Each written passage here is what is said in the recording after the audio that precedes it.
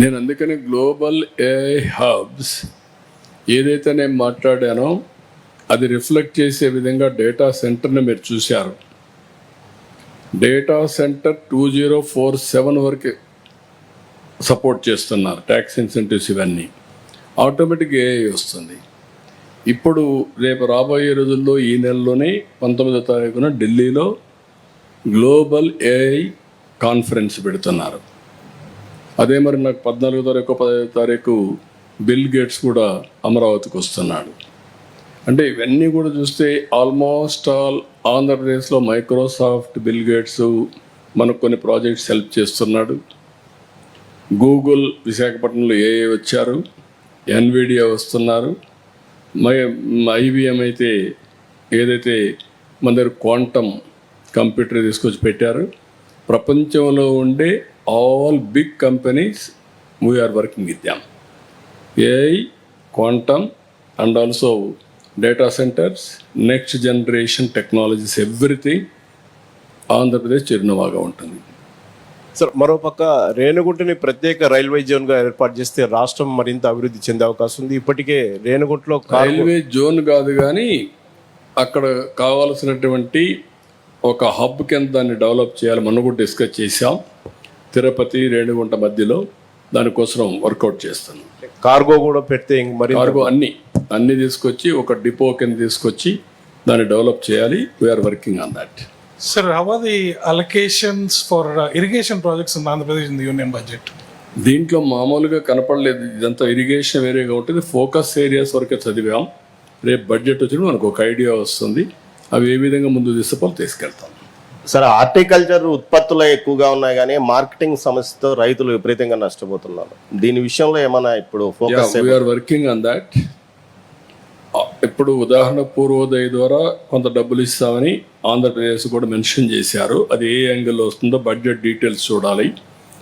రెండోది, నేను ఏదైతే హార్టికల్చర్ హబ్ రాయలసీమను తయారు చేయడానికి నెక్స్ట్ లెవెల్కి తీసుకుపోవడానికి ఇప్పుడు ఒక లెవెల్లో ఉన్నాం. హైయెస్ట్ హార్టికల్చర్ దానికి చిరునామాగా రాయలసీమ తయారైంది. Not Maharashtra, not UP. We're number 1 in fruits and vegetables. I want to take to next level world the best cluster. ప్రపంచంలో ఎక్కడా లేని క్లస్టర్ ఉంది. ఈరోజు డిపి వరల్డ్ ఉంది. డిపి వరల్డ్ వాళ్ళు ఏం చేస్తారంటే ప్రపంచానికి సరఫరా చేయడానికి ఒక క్లస్టర్ అప్రోచ్ తీసుకొని ఒక 20 కంపెనీస్ వస్తారు. Manufacturing, processing, procurement, packing, everything. అలాంటి క్లస్టర్ కూడా వర్కౌట్ చేస్తున్నాం. మొన్న కూడా మినిస్టర్తో మాట్లాడారు, పాజిటివ్గా ఉన్నారు. అది వస్తే అలాంటివి కొన్ని మెగా గ్రూప్స్ కూడా, రిలయన్స్ లేకపోతే లూలు, ఇలాంటి గ్రూపులు కూడా రావాలి. అప్పుడే ఈజీ అవుతుంది. We're working. మరోపక్క తిరుపతిలో రెడ్ శాండిల్ గోడౌన్లో కూడా రెడ్ శాండిల్ కూడా ఎక్కువ నిల్వలు ఉన్నాయి సార్. దానిపైన ఎలాంటి నిర్ణయం ఎప్పుడు తీసుకున్నాం? దానిపైన కంటిన్యూగా దీన్ని వర్కౌట్ చేయాలి, ప్రమోట్ చేయాలి. ఇప్పుడు శాండిల్వుడ్ పెట్టారు, మంది రెడ్ శాండిల్ ఉండే ఏకైక ప్రాంతం మన తిరుపతి ప్రాంతం, నల్లమలై ఫారెస్ట్.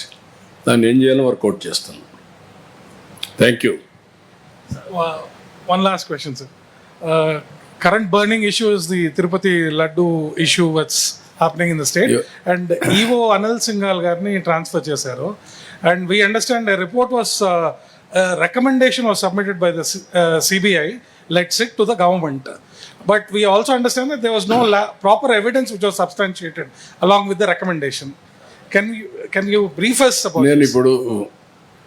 నేను వచ్చేటప్పటికి రిపోర్ట్ వచ్చింది. I'm in touch. ఇప్పుడు నేనేం మాట్లాడడం లేదు.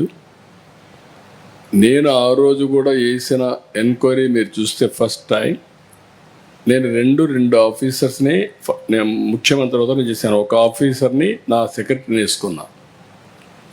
నేను ఏదైతే 5 సంవత్సరాలు చెప్పానో తిరుపతి పవిత్రతని కాపాడడానికి, ప్రక్షాళన దిశగా ముందుకు పోవడానికి, మళ్ళీ తిరుపతికి పూర్వ వైభవం తేవడానికి ఫస్ట్ ఆఫీసర్ నేను పంపించింది మనం అప్పట్లో శ్యామలరావుని పంపించాను. అయితే ఇక్కడికి వచ్చే కొద్దికి ఆ శ్యామలరావు పోయిన తర్వాత అన్ని ప్రక్షాళన చేసే దిశలో సబ్స్టాండ్ ఉంది అనే ఉద్దేశంతో ఒక రిపోర్టు అడిగాడు, ఎన్డీడీబీని అడిగాడు. ఎన్డీడీబీ రిపోర్ట్ కూడా వచ్చింది. వచ్చిన తర్వాత నేను మాట్లాడాను, ఇది అనిమల్ ఫ్యాట్ ఉంది, ఇలాంటి కూడా దుర్మార్గాలు చేశారు, అడల్టరేషన్ అని చెప్పాను. చెప్పిన తర్వాత గింజుకున్నారు, నానా యాగి చేశారు, దాన్ని సుప్రీంకోర్టు తీసుకుని అన్నీ చేశారు. ఇప్పుడేం మాట్లాడుతున్నారు అంటే, ఒక అడ్మినిస్ట్రేటర్గా నేను దీని మీద యాక్షన్ తీసుకునేదానికి ఒక సిట్ వేస్తే టుడే నేను అపాలజీ చెప్పాలనే పరిస్థితికి వచ్చారు. అంటే వాళ్ళ యొక్క బిహేవియర్ ఎట్టుంటుందో ఒక ఎగ్జాంపుల్ మాత్రం ఇది. నేను పవిత్రతను కాపాడాలి, నేను వెంకటేశ్వర స్వామి నాకు కులదైవం, నేను ఆరాధించే దేవుడు, నేను నమ్మే దేవుడు, నో సెకండ్ థాట్స్. నేను ఎక్కడ అపచారం మీరు ఇన్నేళ్ళు చూశారు. ఇప్పుడు కూడా నేను మహాద్వారం ద్వారా పోను, ఎప్పుడు కూడా ఇక్కడనే వస్తా, వైకుంఠ ద్వారం ఎప్పుడు నేను వాడను. ఎందుకు వాడనంటే నా నమ్మకం అది. ముఖ్యమంత్రిగా ఉన్నా, ప్రతిపక్షంలో ఉన్నా, నాకు ఎలిజిబిలిటీ ఉన్నా, నేను సామాన్య భక్తుడిగానే అక్కడికి వెళ్తాను, సామాన్య భక్తుడిగానే ఆయనకు సేవలు అందిస్తున్నా. నేను అలాంటి కార్యక్రమాల్లో నేనుంటే వీళ్ళకు నమ్మకం లేకపోతే వదిలేయచ్చు. కానీ అపచారం చేసి, మహాపాపం చేసి, మహాపాపాన్ని కూడా కప్పిపుచ్చుకోవడానికి తిరిగి దాడి చేయడం ఏమన్నా నాకైతే అర్థం కాదు. తిరిగి నా క్యారెక్టర్ అసాసినేషన్, ఆ పరిస్థితికి వచ్చేసారు వీళ్ళు. ఇది కరెక్ట్ కాదు. ఏదైనా సరే నేను, ఎందుకంటే వెంకటేశ్వర స్వామిని వీళ్ళు బజార్కి ఏడవాలనుకున్నారు, నాకు ఏడవాలని లేదు. ఆయన పవిత్రత, నేను నమ్మేది కలియుగ దేవుడు వెంకటేశ్వర స్వామి. వెంకటేశ్వర స్వామికి పవర్స్ ఉన్నాయి. ఆయన్ని కాపాడుకోవడమే కాకుండా మనల్ని కూడా కాపాడుతాడు. ఏ సమస్య అయినా సరే ఆయనే పరిష్కార మార్గానికి కూడా దోహదం చేస్తాడు, దారి చూపిస్తాడు. నేను ఎన్నోసార్లు చెప్పాను, వెంకటేశ్వర స్వామితో పెట్టుకున్న వాళ్ళకి ఇంకొక జన్మలో పనిష్మెంట్ కాదు, ఈ జన్మలోనే పనిష్మెంట్ ఉంటుంది. నా నమ్మకం, నేను చూసిన సంఘటనలు ఉన్నాయి. అందుకే మీకు కూడా చెప్తున్నా, ఎవరితోనా పెట్టుకోండి కానీ ఆయనతో పెట్టుకొని రాజకీయం చేయొద్దండి. సార్ సిట్ దర్యాప్తు కొనసాగుతుందా సార్? లేదు, ఇప్పుడు నేనేం మాట్లాడను, అన్ని విషయాలు మాట్లాడే చేస్తాం.